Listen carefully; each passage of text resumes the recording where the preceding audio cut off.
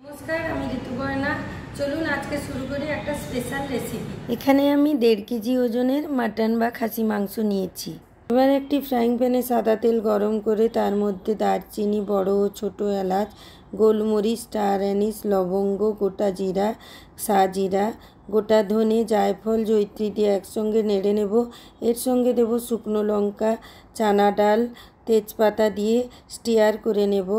আর দেব পোস্ত, সাদা তিল ও চাল গ্রেভিটা ঘন হওয়ার জন্য।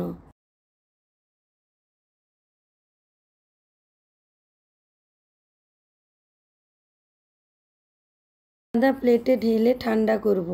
ফ্রাইং প্যানে অল্প সাদা তেল দিয়ে তাতে মিডিয়াম স্লাইস করে কাটা পেঁয়াজগুলোকে হালকা ব্রাউন করে ভেজে নেব, আলাদা করে তুলে রাখবো। এবার একটি মিক্সিং জারে আদা, রসুন ও ধনেপাতার একটা পেস্ট রেডি করব।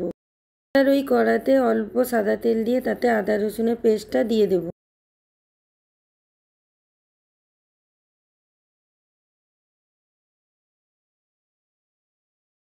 নারকেলটাকে এইভাবে কালো করে আগুনে পুড়িয়ে নেব।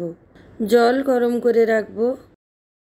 পোড়ানো নারকেলটাকে এইভাবে আমি কুচি কুচি করে নেব, যাতে পেস্ট বানাতে সুবিধে হবে।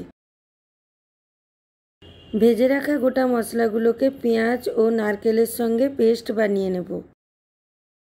এবার আদা রসুনের পেস্টটা তেলে ভাজা ভাজা হয়ে এলে তাতে হলুদ ও লঙ্কা গুঁড়ো দেব ও মশলা ধোয়া জল অল্প দেব। এবার ওই বেটে রাখা মশলা ওর মধ্যে দেব, দিয়ে ভালো করে নাড়বো যতক্ষণ না কালার চেঞ্জ হচ্ছে বা কালার ডার্ক কালার বা ব্রাউন কালার হয়ে না যাচ্ছে। এর মধ্যে অল্প মশলা ধোয়া জলটা দিয়ে ভালো করে নেড়ে নেব। তেল ছেড়ে এলে মাটনটা ওর মধ্যে দিয়ে ভালো করে নাড়বো।